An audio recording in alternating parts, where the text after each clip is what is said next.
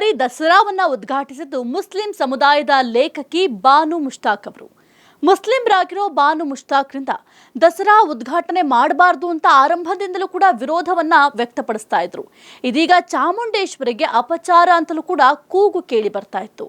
ಇದರ ಬೆನ್ನಲ್ಲೇ ಈಗ ಚಾಮುಂಡೇಶ್ವರಿ ದೇವಾಲಯದ ಅರ್ಚಕರು ವಿಧಿವಶರಾಗಿದ್ದಾರೆ. ದಸರಾ ಹಬ್ಬದ ಹೊತ್ತಲ್ಲೇ ಚಾಮುಂಡಿ ಬೆಟ್ಟದಲ್ಲಿ ಸೂತಕ ಆವರಿಸಿದೆ.